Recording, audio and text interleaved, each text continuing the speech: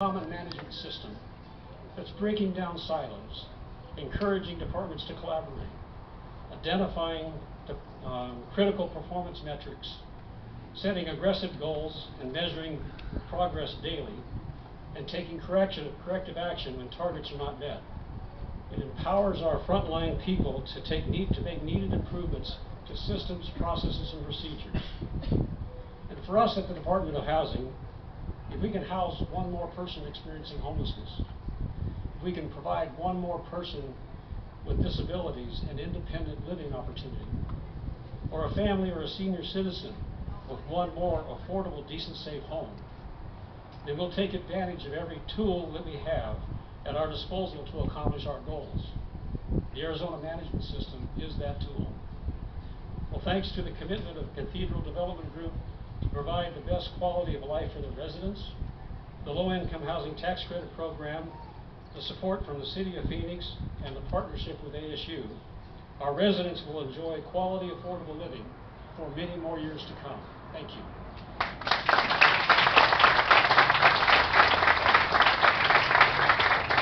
Thank you, Director Trailor. We've appreciated, again, all your efforts and help in this whole project. Next up to speak is our local councilman, Michael Nowakawoski. He's going to come up and say a couple words to the impact of the district, I believe. Thank you. Well, welcome everyone to downtown Phoenix. Isn't it amazing what's going on in downtown?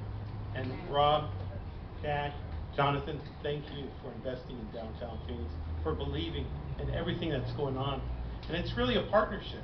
It's individuals like we have on the stage today that makes it all possible. It's the partnerships with ASU. It's a partnership with all of you that are here today that make this possible. I went to school just a couple blocks down the street, St. Mary's High School. Now it's the Arizona Center. And let me tell you, is that I used to walk through this building all the time. And if these walls could speak, amazing things, stories, and that we would hear, business deals, the future plans of Phoenix. And I bet you they were talking about getting rid of the horse and carriages and putting a light rail right down Central Avenue, and now it's done. All those future plans, all those visionaries that actually came out of the buildings right here. If you have a chance to walk in and look at the amazing ballroom and the stories that I was hearing, that how stars used to come here to dance, and all the great dances they used to have, and chefs and meals. It's just incredible. But what's most important is that we kept a piece of history of Phoenix that my children and my future grandchildren will be able to learn about. And that's what's so important, because all these beautiful buildings that we're building now, these apartments, condos, and all that, it's great. But what's beautiful, what's even more greater, is preserving these historic buildings. So I really want to thank Rob, Jonathan, and Jack for keeping this alive, keeping these stories alive. And most important, the 289 residents, you that actually live in downtown Phoenix, that could afford now to live in downtown Phoenix, that can be a part of this fiber that we have here. It's just incredible. We have young and old, people from all different walks of life living here in downtown Phoenix. And that's the face of our city. And I just want to thank you all for choosing the Westward Ho as a place to come live, a place to share your experiences, and all the community outreach that you all do. And I know that some of you have come to our office asking for movies in the park, and we've delivered that, and we'll continue to work together, coming up with great ideas. We'll continue doing that. And the Downtown Phoenix Inc., the partnership that you have with them, and all the great activities we have in downtown Phoenix. I just want to thank Dave Kreider and all his staff for everything they do for bringing downtown Phoenix back to life. So thank you all. God bless you. And once again, thank you.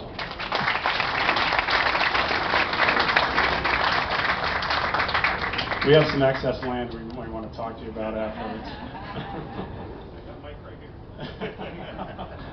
Thank you, Councilman. Before I go on, too, there's a couple folks that I think I forgot to thank off the list from the City of Phoenix Planning and Development group. Steve Nobley, Mariola Sullivan, and Kevin Wright. I don't know if they RSVP'd or they ended up showing up, but anyway, we wanted to make sure we thank them because it was quite a process going into a 1928 building, and even given all the investigation we did on the front end, you get I'm talking about walls talking. You know, you open up a wall, it presents some surprises to you sometimes.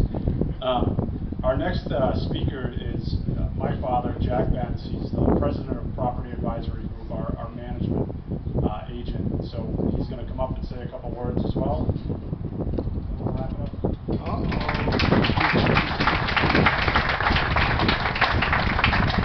Thank you, John. Yeah, it's been a long road. It's kind of interesting. First of all, I'd like to thank you all for coming again. As everybody else has said, it's a great event. I think it's probably one of the best events we've had relative to this particular building, and what's been done in this building over the course of the last 3 to 4 years has been unbelievable. I thought it would only be fitting, even after hearing everybody else speak relative to what is going on during the course of the last 40 years, especially Rob alluded to the fact that the family's been involved, and I've also been involved with this building for the last 40 years also. It was built in 1928-29, and just like to elaborate a little bit on some of the things that have not been mentioned about individuals who have worked through these 40 years of getting this building to where it is today. Back in the day, the building was purchased by, didn't have motorcycles at the time that were that fast and that noisy, by the way, purchased by Goodrow and Company.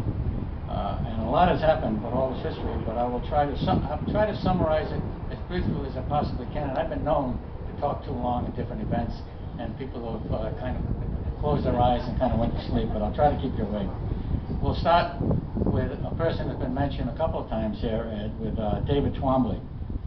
David was hired as a consultant, began putting together plans to rehab the Westward Ho to 289 units from about 400 and some odd hotel units. And construction started in about 1980 and completed in 1981 and occupied it between 1981 and 1982. So fast forward to, very fast forward by the way, fast forward to 1999, process began for a second rehab on the Westward Ho development, and Rob Goodrow indicated this, and we also, at that time, David Twombly was hired again as a consultant to take responsibility to upgrade the building. Again, how many times can you upgrade this building? I mean, a new partnership was formed with Mr. Goodrow and his sons, now involved in a company. The Westward Ho is still to remain as an affordable development for the elderly at that time and disabled. During 2008, or thereabouts, discussion was started with ASU and the Westward Ho, Dr. Michael Schaefer, David Twombly, and myself. These conversations ultimately resulted in a lease with ASU after many moons and many iterations, and they took 15,100 square feet, and somehow, some way, the name come up, Dr. Schaefer come up with the name of the collaboratory, and we still haven't figured out what the collaboratory means. In fact, I think Dr. Crow indicated to Dr. Schaefer, what the hell does that mean? And I don't know whether it's been put in the dictionary yet, but I think it's probably coming up soon. And now here we are today. We've arrived at this moment in time, again with the Westward Ho, has undergone a very significant rehabilitation that I believe will allow the current and future residents to be here for the next, as was indicated many times, for the next 30 to 40 years.